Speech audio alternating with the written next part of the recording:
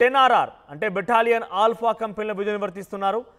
ఎదురు కాల్పులో రాజేష్ మెడకు బుల్లెట్ గాయం తగిలింది. ఇక ప్రస్తుతం నాయక్ హోదాలో పనిచేస్తున్నారు రాజేష్. ఇవాళ రాత్రి విశాఖ ఎయిర్పోర్టుకు రాజేష్ భౌతిక కాయం చేరబోతోంది.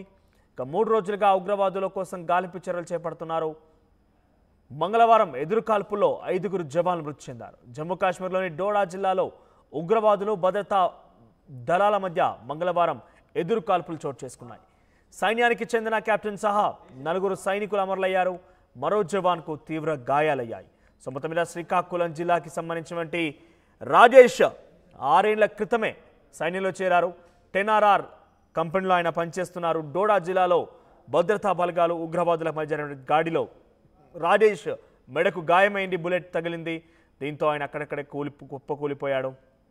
నిన్న ఉదయమే అంటే మంగళవారం ఉదయమే తన తల్లిదండ్రులకి సమాచారం అందించారు జవాన్లు. అయితే ఆయన మరణ వార్త విన్న తర్వాత కుటుంబీకులు ఒక్కసారిగా మున్నీరెత్తారు. సో ఒక్కసారిగా కన్నీటి పర్యంతం ఎదుర్కొన్నారు. కుటుంబీకులకి గత కొన్ని రోజుల క్రితమే ఆయన తిరిగి జవాన్గా ఆ బార్డర్కి వెళ్ళే ముందే మరో 3 నెలలు తిరిగి వస్తాను, ఇల్లు కట్టుకొని వివాహం కూడా చేసుకుంటానన్నట్టుగా రాజేష్ తన కుటుంబీకులకు చెప్పినట్టుగా కుటుంబీకులు రోధిస్తున్నారు. సో 10RR బెటాలియన్ ఆల్ఫా కంపెనీలో ప్రస్తుతం రాజేష్ విధులు నిర్వర్తిస్తూ అక్కడే వీరమరణం పొందాడు. శ్రీకాకుళం జిల్లా సంతబొమ్మాలి మండలం చెట్ల తాండ్రాకు సంబంధించినటువంటి రాజేష్ 6 ఏళ్ల క్రితం సైన్యంలో చేరి ప్రస్తుతం 10RR బెటాలియన్ ఆల్ఫా కంపెనీలో విధులు నిర్వర్తిస్తున్నారు. నిన్న 2 రోజుల క్రితం డోడా జిల్లా సరిహద్దుల్లో ఉగ్రవాదులు బెటాలియన్లకు మధ్య జరిగినటువంటి ఆ ఎదురు కాల్పుల విషయంలో రాజేష్ మెడకు బుల్లెట్ తగిలింది. దీంతో ఆయన అక్కడికక్కడే కుప్పకూలాడు. రాజేష్తో పాటుగా ఇతర 5 జవాన్లు కూడా వీరమరణం పొందారు.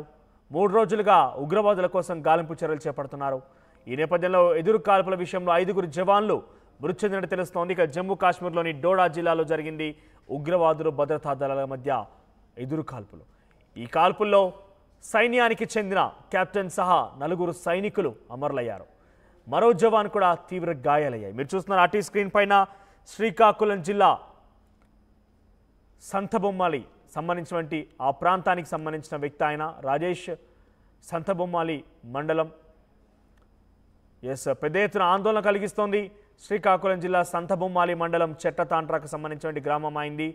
సో ఒక్కసారిగా రాజేష్ మరణ వార్త ఆ కుటుంబాన్ని మొత్తం కూడా కలిచివేసింది. ఇప్పుడు ఆ గ్రామంలో అక్కడ చూసినా కూడా విషాద ఛాయలు అలుముకున్నాయి. మనతో పాటు జాయిన్ అవుతున్నారు మా ప్రతినిధి నాయుడు. నాయుడు, సో ఏం జరిగింది? రాజేష్ మరణ వార్తని తర్వాత కుటుంబీకులు నాకు తెలిసి బహుశా వాళ్ళు పెద్ద ఎత్తున దుఃఖిస్తూ ఉంటారు. గ్రామం మొత్తం కూడా ఒక్కసారిగా విషాద ఛాయలు అలుముకొని ఉంటాయి. సో రాజేష్ ఎన్ని సంవత్సరాలుగా సైన్యంలో పనిచేస్తున్నారు? అసలు ఏం జరిగింది అక్కడ? కుటుంబీకులు ఏం చెప్తున్నారు?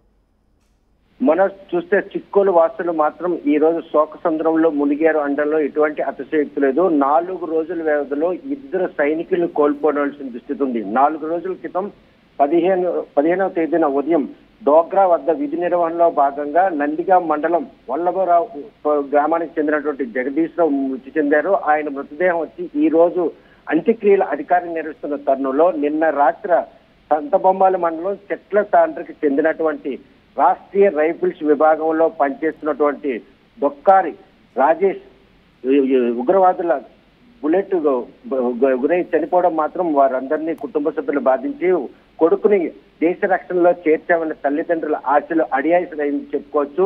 కాకపోతే మొదటి నుంచి కూడా దేశ రక్షణలో చేరాలన్నటువంటి ఆయన ఆకాంక్షకు అనుగుణంగా డిగ్రీ పూర్తి చేసిన వెంటనే ఆర్మీ ఉద్యోగం సంపాదించి 6 ఏళ్లు కావస్తా ఉంది. మరో 3 నెలల్లో వివాహం చేసుకుంటానని తల్లిదండ్రులు చెప్పి సెలవుపై వచ్చి తిరిగి వెళ్ళినటువంటి రాజేష్ మాత్రం నిన్న ఉగ్రవాదులు 3 రోజుల పాటు పోరాడి బుల్లెట్ గాయానికి బలి ఈరోజు మృతి చెందిన మనం ఆ కుటుంబంలో శోక నిలుచుకుందని చెప్పు గ్రామస్తులు అందరూ కూడా శోక సముద్రంలో మునిగి తేలున్నారు. ప్రస్తుతం మాత్రం రాజేష్ లేడు, ఉగ్రవాదులతో పోరాడి పను ఊపిరి ఇచ్చాడని చెప్పేసి దేశ రక్షణ తన కొడుకు బలయ్యాడన్నటువంటి బాధ వాళ్ళని మాత్రం చాలా బాధిస్తుంది. కాకపోతే ఆ గ్రామానికి మాత్రం పేరు తెచ్చినటువంటి ఘనత ఆర్జించినటువంటి రాజేష్ మృతిని మాత్రం ఎవరు కూడా జీర్ణించుకునే పరిస్థితి లేదు.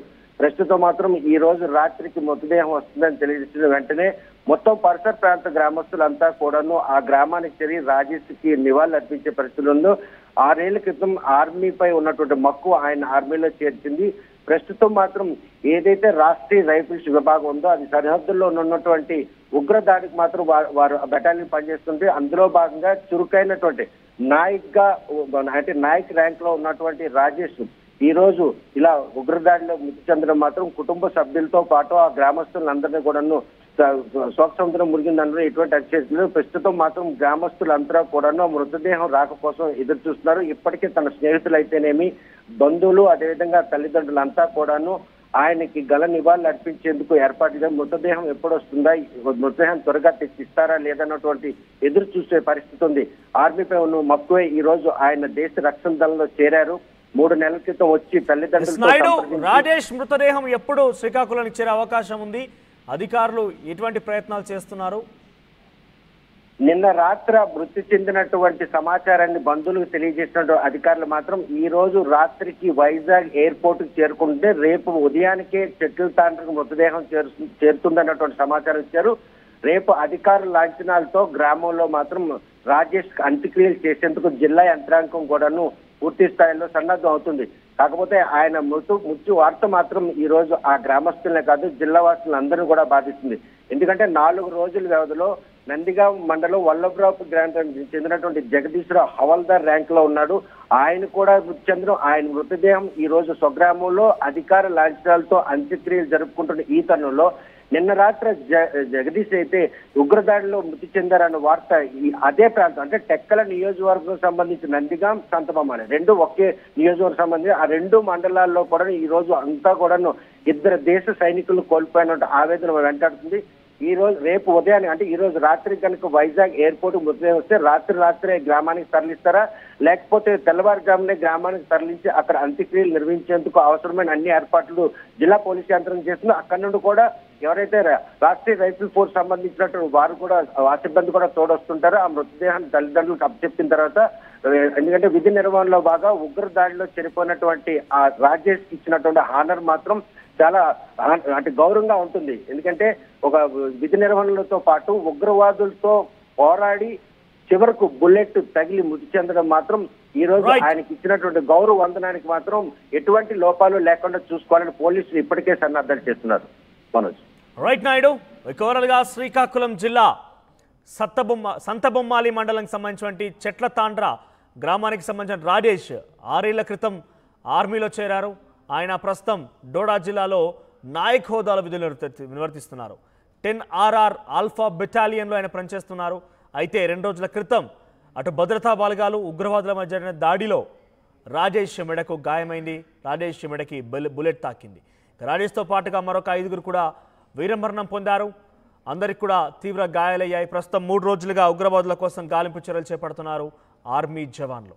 సో మొత్తం మీద మరి కాసేపట్లో అంటే బుధవారం సాయంత్రానికల్లా అంటే ఈరోజు సాయంత్రానికల్లా రాజేష్ మృతదేహం ఇంటికి చేరే అవకాశం కనబడుతోంది. అధికారులు లాంఛనంగా ఆయన మృతదేహానికి సంబంధించి జవాన్ల పద్ధతిలోనే ఆయన యొక్క అంత్యక్రియలు పూర్తి చేసే అవకాశం కనబడుతోంది. ఈరోజు సాయంత్రానికల్లా శ్రీకాకుళం జిల్లా సంతబొమ్మాలి చెట్ల తాండ్రాకు రాజేష్ మృతదేహం చేరబోతోంది.